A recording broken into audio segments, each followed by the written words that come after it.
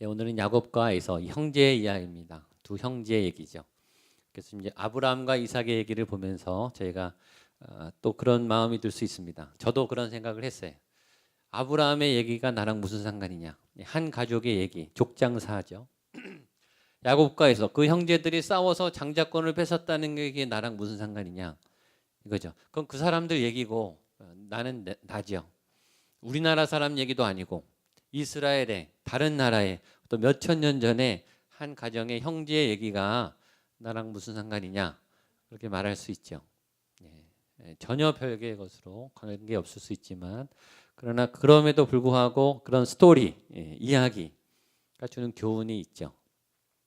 옛날 이야기도 여러 동화도 우리에게 교훈을 주죠. 그래서 우리의 모습 안에는 다른 사람의 모습도 있고 거울이 될 수 있습니다. 한 가정의 얘기고 한 개인의 얘기고 한 나라의 얘기지만 오늘 하나님은 이 구속사점 관점을 통해서 하나님이 이제 메시지는 굉장히 다양한 채널을 통해서 우리에게 오잖아요. 그래서 우리가 그걸 들을 수 있는 이게 계시예요. 하나님이 여러 통로를 통해서 말씀을 드러내시고 이 교훈을 주시고 메시지를 주실 때 그 메시지를 나의 것으로 받는 것은 굉장히 중요하죠. 모세가 세워졌기 때문에 이스라엘이 출애굽이 가능했어요. 그리고 그 모세가 세워진 것 때문에 그의 아내 시보라와 게르솜과 엘리에셀 두 아들의 아빠를 뺏긴 그 헌신이 있었죠. 성경에 그 사람들 얘기는 나오지 않아요. 그러나 가족들은 분명히 희생됐을 거예요. 베드로가 예수님 앞에 배와 그물과 가족을 다 버렸어요. 그리고 24시간 아예 그냥 떠났죠. 아예 집에 안 들어오는 사실은 가출 아버지가 됐죠. 가정상으로 보면 이거는 굉장히 경제적으로, 관계적으로 가족에는 아픔이죠. 한 개인에는 희생이 있어요. 그러나 어떤 하나님의 나라의 구속사의 관점에서 보면 개인의 얘기는 결코 아니죠. 한 여대생이 교통사고를 당해서 전신이 화상을 입고 만시창이가 됐고 정말 생명을 넘나드는 수술을 몇 번씩 거듭해서 이지선 자매님이 살아났어요. 그 자매님이 지금 미국에서 사회복지학 공부를 하고 있습니다. 복지를 공부하고 있어요. 특별히 어려움에 처한 또 고난을 당한 사람들을 돕는 일을 이제 소명으로 받고 그 전에는 상상도 못했던 엄청난 일을 오히려 평범한 여대생이었으면 할 수 없는 일을 그 자매님은 지금 하고 있죠. 사진 잠깐 보여주십시오. 실물을 보셨어요? 저희 교회도 한번 나중에 초대하려고 합니다. 전 여러 번 만나보고 대화도 나누고 간증도 여러 번 들어봤어요. 근데 닉 부이치치나 이렇게 한번 큰 인생의 밑바닥을 친 어마어마한 큰 죽음을 경험한 죽다 살아난 그런 분들하고 대화하면요 깊이가 달라요. 나이에 관계없이요. 이 한마디 한마디가 굉장히 힘이 있어요. 한 개인의 얘기죠. 한 여학생이 사고를 당한 얘기예요. 그게 나랑 무슨 상관이냐? 그럴 수 있지만 그 자매의 인생은 그 극복 스토리는 그와 비슷한 공경에 처한 그리고 그만큼의 어려움으로 지금 무너지고 있는 그런 사람들을 다시 돌아보게 하죠. 저걸 어떻게 견뎌냈을까? 도대체 저 에너지는 뭘까? 그 메시지가 되지 않습니까?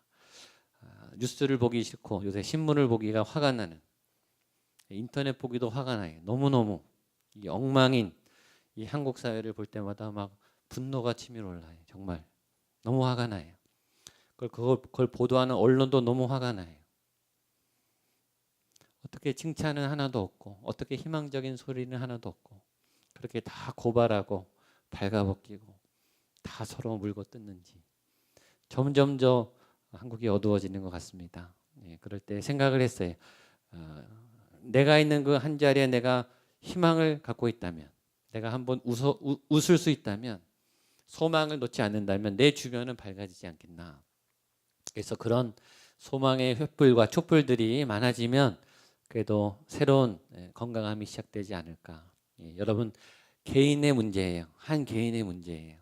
그러나 여러분이 이 어둠에 맞서서 빛을 뿜어내고 소망을 얘기하고 희망을 얘기하고 이 바이러스와 이 불안의 소식을 이겨내는 소망의 메시지를 붙잡으면, 그런 사람들이 모이면 그 사회는 밝아질 거라고 믿습니다. 저는 여러분이 그런 희망의 스토리를 만들어내는 믿음의 젊은이들이 되시기를 주님의 이름으로 축복합니다. 계속 어둠은 공격할 거예요. 계속 안 좋은 소식은 올 거예요. 계속 그걸 받으면요, 우리는 상처만 커져요. 상처의 특징 아시죠? 상처는 안 받으면 돼요. 괜히 받아서 상처받아요. 근데 어떤 분은 상처를 안 주는데도 자기가 받아요. 상처를 받는다고 하잖아요. 받지 마세요. 받지 마시고 밀어내시고, 나는 그거 안 받겠다. 그건 나에게 해당 안 된다. 이렇게 밀어내면 됩니다. 여러분, 그렇게 사회를 좀 밝게 해주시면 좋겠습니다. 오늘 야곱가에서의 이야기인데, 성경은 이렇게 시작합니다. 27절 같이 보겠습니다. 시작. 그 아이들이 장성함에 그랬으므로 들 사람이 되고 야곱은 조용한 사람이었으므로 장막에 거주하니. 여기 보면 그 아이들이 장성함에 이렇게 되어 있습니다. 부모님의 입장에서 여러분이 자녀를 키워보는, 앞으로 부모님이 되시겠지만 자녀의 마음과 부모의 마음은 좀 달라요. 아이들이 장성함에, 여러분들도 아마 많은 고비를 넘어졌겠지만 건강하게 장성한다는 것은 쉬운 일은 아니에요. 건강하게 잘 자란다는 것은 정상적인 일은 아닙니다. 인간은 발달의 존재예요. 지금도 발달하고 있다. 우리는 모두 성장하고 있어요. 계속 변화를 하고 있습니다. 이 변화가 방향이 굉장히 여러 축을 갖고 있어요. 일단 신체, 어린아이들이 자라잖아요. 그때 자랄 때 겉에서 볼 때는 아이가 그냥 키만 자라는 것 같지만 그 안에 모든 세포와 장기와 혈관 구축이 같이 자라는 거거든요. 위는 자라고 대장은 안 자란다. 그런 문제가 생기죠. 근데 같이 자라는 게 더 신기한 거 아닙니까? 어떻게 다 골고루 잘 자랄 수 있냐고요. 세포가 얼마나, 몇 조예요, 몇 조. 기관과 조직이요, 수십만 가지입니다. 우리 몸 안에. 그게 어떻게 동시에 같이 건강하게 같은 속도로 자라냐고요. 이게 굉장히 신기한 거예요. 이 영역이 한두 군데가 아니라 신체, 운동, 지능, 사고, 언어, 성격, 성, 사회성, 도덕성, 정서, 관계, 굉장히 많아요. 그러니까 한 인간이, 아이가, 우리가 지금 자란다고 할 때 이 자란다고 하는 의미는 총체적으로 보면 수만에서 수십억이에요. 이 영역이 굉장히 많아서 발달 연구하는 분들은 다 놀라요. 이게 어떻게 동시에 비슷하게 같이 이렇게 골고루 총체적으로 같이 자랄 수 있느냐. 그 수십억 가지의 경우가 한꺼번에 골고루 잘 자라는 게 정상이냐고요. 그거는 기적 중에 기적이에요. 근데 그 수십만 가지, 수십억 가지의 그 기관 중에, 조직과 영역 중에 한 가지만 성장을 멈추면 발달 장애가 돼요. 한 영역만 마비돼도. 아까 말했지만 위가 자라는데 간이 안 자라요. 간 기능이 마비돼요. 간 기능이 어른 몸에 간은 아이의 간을 갖고 있다고 생각해 보세요. 그건 치명적입니다. 치명적. 그렇죠? 어떤 아이가 말을 해야 되는데 말을 안 해요. 언어장애죠. 어떤 아이 말을 하는데 문장을 못 읽어요. 그건 읽기 장애예요. 이게 읽는 게 그냥 읽는 게 아니에요. 못 읽는 아이도 널려 있어요. 쓰기 장애, 글씨를 못 써요. 못 알아들어요. 이해, 정서, 지능 발달 장애. 그러니까 우리가 정상적으로 자연스럽게 당연하게 잘 자란다. 그건 있을 수 없는 일이에요, 사실은. 그걸 보면은, 자세히 보면은 잘하는 것처럼 기적은 없어요. 어떻게 그 모든 범위 내에서 모든 분야가 골고루 건강하게 잘 자랍니까? 거기다가 우리는 믿음도 잘하고 있잖아요. 누가 하나님을 보여줬습니까? 믿고 싶어야 믿죠. 안 믿어지는데 어떻게 믿어요? 강제로 믿음을 주는 게 아니잖아요. 믿고 싶은데, 교회 다니고 싶은데, 나도 예수님을 믿고 싶은데 안 믿어지는데 어떻게 해요? 그래서 교회 못 나오죠. 그러니까 믿음도 은혜죠. 그 신비한 거죠. 오늘 성경이 그 아이들이 장성함에 간단한 문장인데 여기는 굉장히 깊은 감동이 있는 거예요. 부모님의 마음은 특별히 어린아이를 키우는 분들, 임신한 분들은 알아요. 잘 태어나주는 게 은혜예요. 그건 기적이에요. 잘 먹어주는 게 기적이에요. 잘 자주는 거. 아이가 안 자면 얼마나 힘든지 아십니까? 하루 이틀이 아니고. 젊은 부부들은 너무 잘 아시죠? 잘 자주면 고마워요. 우리 지금 부목사님, 전도사님이 지금 어린아이 육아를 하고 계시죠. 딱 그날 아침에 우리 경건회 할 때 얼굴을 보면 그날 밤이 어땠는지를 금방 알아요. 다크서클 있고 그러면 한숨 못 자신 거예요. 아주 갓난 아이들 지금 키우고 있으니까 굉장히 어려워요. 학교 가는 거 분리불안 장애 없이 학교에서 사고 당하지 않고 집에 오는 거 하루하루가 얼마나 조마한데요. 대학 가는 거, 취업하는 거 여러분 아시죠? 결코 쉬운 일이 아니죠. 결혼하는 거 우리 청년들 3040을 부러워하시겠지만 결혼을 했다고 다가 아니라 아이를 낳는 거 불임 가정도 많아요. 그 모든 게 여기 다 써 있는 거. 그 아이들이 장성했다. 그런데 재밌는 것은 그 자랄 때 똑같이 자라지 않았다는 거죠. 27절에 보면 이렇게 돼 있습니다. 그 아들 그 쌍둥이가 자랐는데 에서는 익숙한 사냥꾼이 됐고 야곱은 조용한 사람이므로 장막에 거주했다. 일단 이름이 다르고 일단 성격이 다르고 취미와 좋아하는 기호가 이 스타일이 다 달라요. 에서는 굉장히 야성적이고 활동적이고 들에 나가서 사냥을 좋아하는, 그래서 그는 들에 나가서 시간을 많이 보낸, 그리고 야곱은 조용한 걸 좋아하고 그다음에 막 활동적인 걸 싫어하고 집안을 좋아했어요. 밖을 좋아하는 형은 밖을 좋아하고 동생은 집을 좋아하고, 똑같은 날 같은 부모님 밑에 같은 시간에 태어난 쌍둥이도 다르다는 거예요. 쌍둥이가 다르다는 말은 모든 사람은 다 다르다는 거죠. 똑같은 사람은 하나도 없어요. 같은 부모님 밑에 같은 가족 분위기에서 경험을 해도 다 달라요.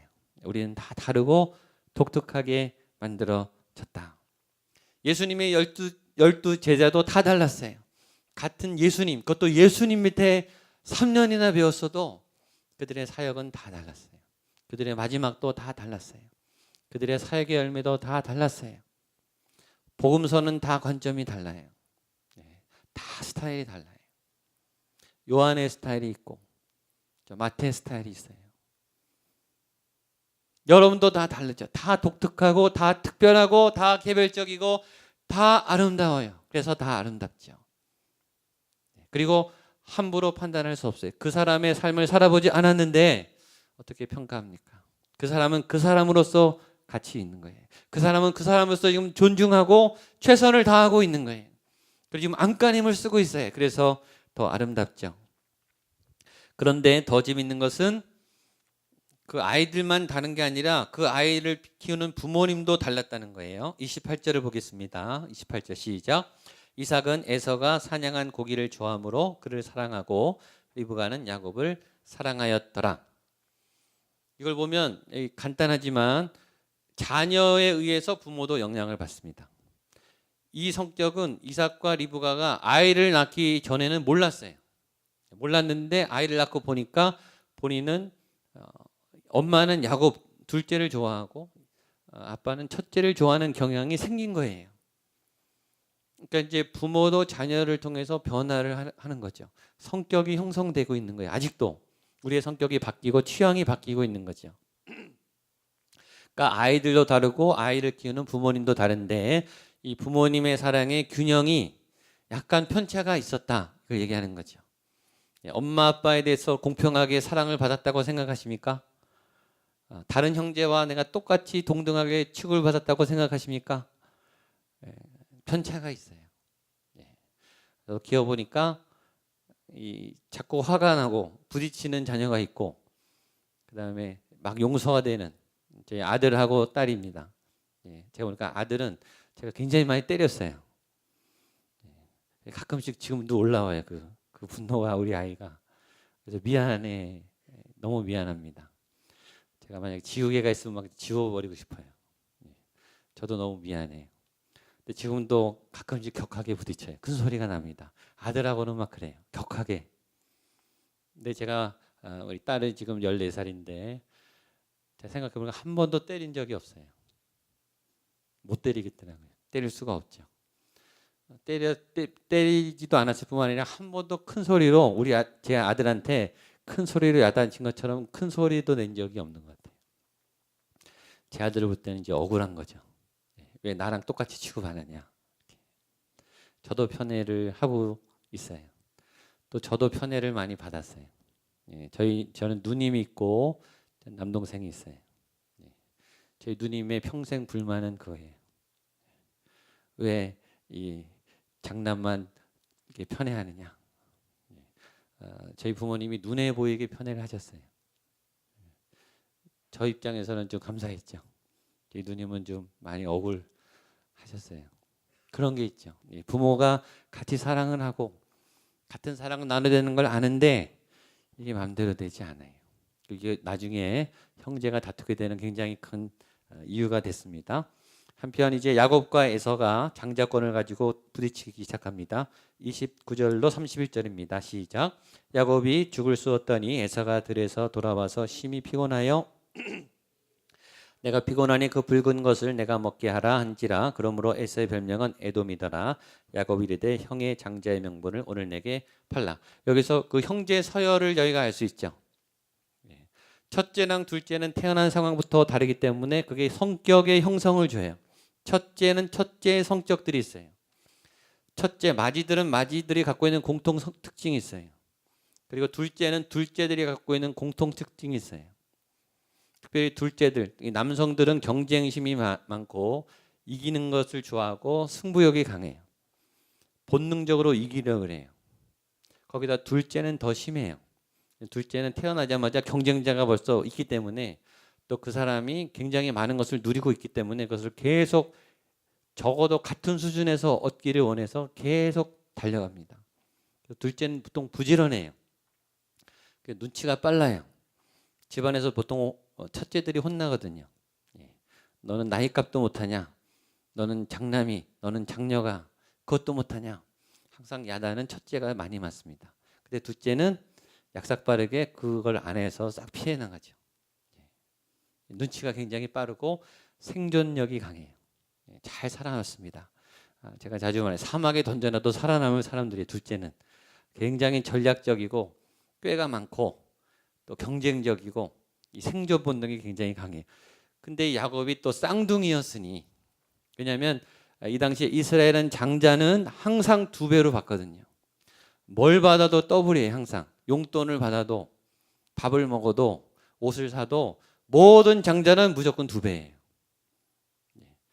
며칠상 태어난 것도 아니고 같은 시간에 태어난 똑같은 형이 항상 2개씩 챙기는 거예요.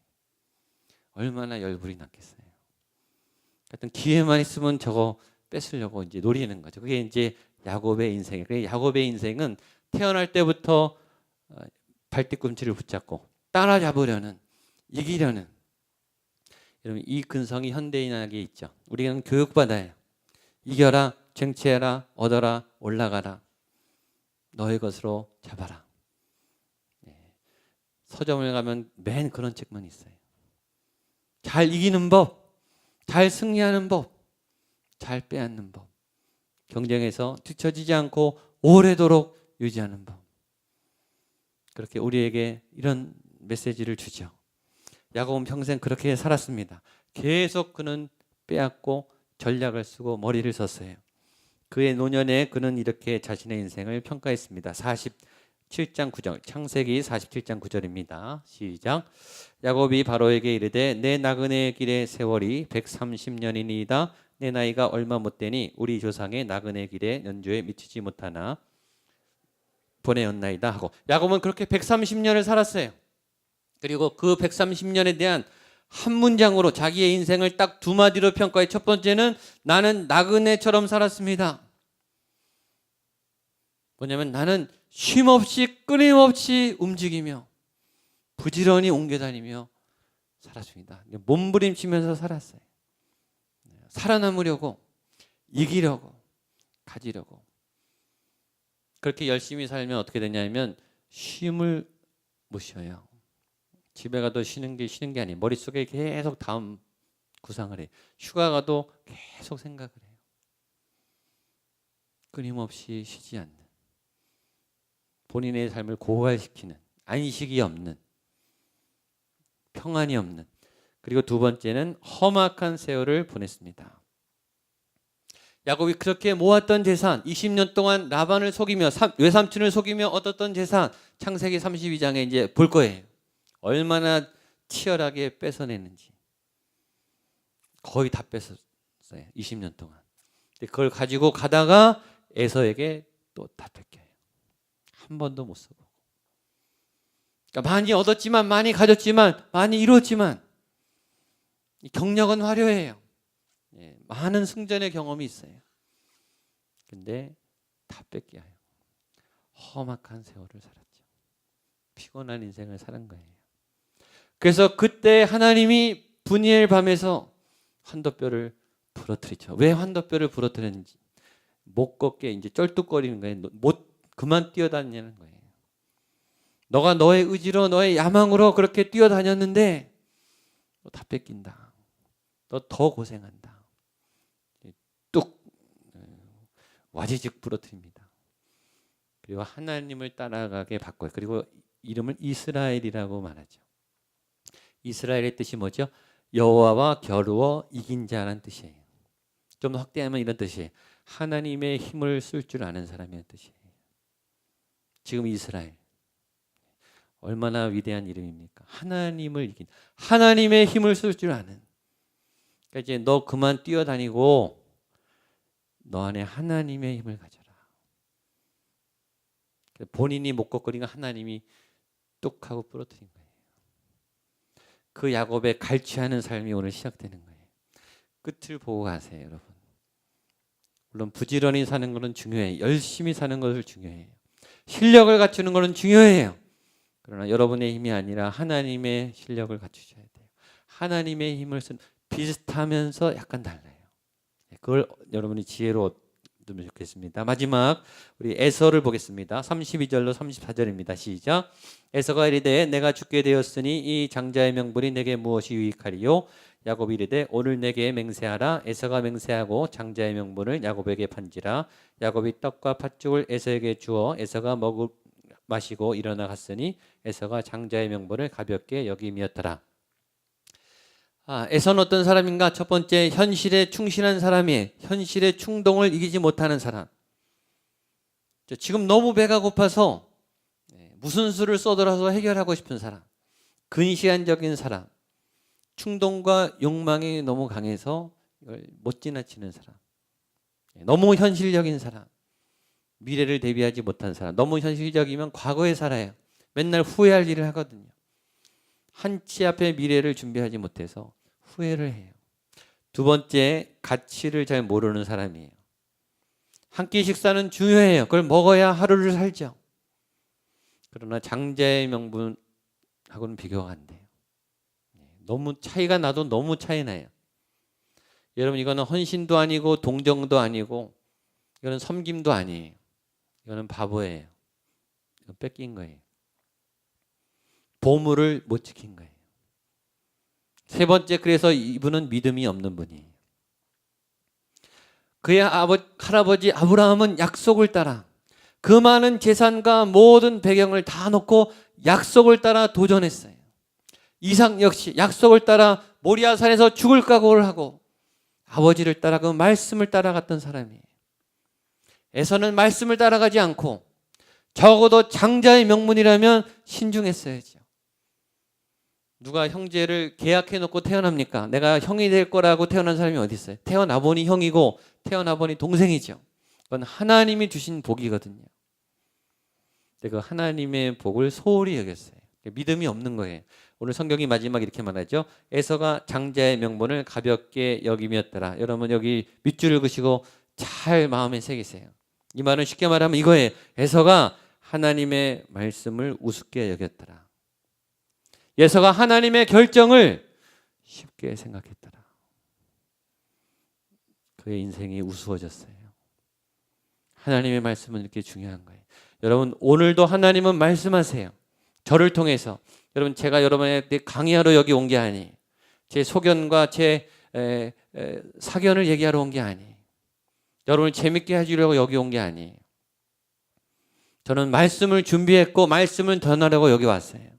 그리고 기도해요. 지금도 제가 전하는 이 말씀이 되도록 하나님이 오늘 저를 통해서 여러분에게 말씀하세요. 제가 아니라면 여러 찬양, 기도, 다른 상황, 이 교회를 통해서, 목양교회를 통해서 오늘 여러분에게 하나님이 말씀하시죠. 여러분 그게 정말 말씀이라면 여러분은 무시하시면 안 돼요. 자주 말했죠. 제 얘기면 무시해도 괜찮아요. 제 생각이라면. 그러나 오늘 말씀이라면, 만약에 오늘 여러분에게 다가간 이것이 정말 말씀이라면 가볍게 여기면 안 돼요. 말씀은요, 받으면 유익이 되지만 버리면 화가 와요. 기억하셔야 돼요. 말씀이 주어지면 말씀은 반드시 이루어져요. 그러니까 말씀에 순종한 사람들에게는 복이 되지만 말씀을 어기면 재앙이 와요. 안 좋은 결과가, 그러니까 말씀은 신중하게 받으셔야 돼요. 그러니까 말씀을 듣는 거는 용기가 있으셔야 되는 거예요. 들어보고 내가 알아서 하겠다 그런 건 없어요. 유익이 되든지 부작용이 오든지예요. 말씀은 모험이에요, 여러분. 말씀을 들었는데 무시하면 오늘 에서 같은 재앙이 와요. 여러분 말씀을 꼭 기억하세요. 재앙을 안 받으려고 아니라 복을 뺏기지 마세요. 말씀은 기회예요, 기회. 그러니까 주일날 예배를 잘 드리는 분은 매주 하나님으로부터 기회를 얻는 거예요. 새벽 기도를 하는 분은, 큐티를 하는 분은 매일 하나님으로부터 기회를 얻는 거예요. 이런 찬스가 어디 있습니까? 하나님이 기회를 주시는 거예요. 이 명분을, 이 좋은 은혜를 뺏기지 않는 여러분 되시기를 축복합니다.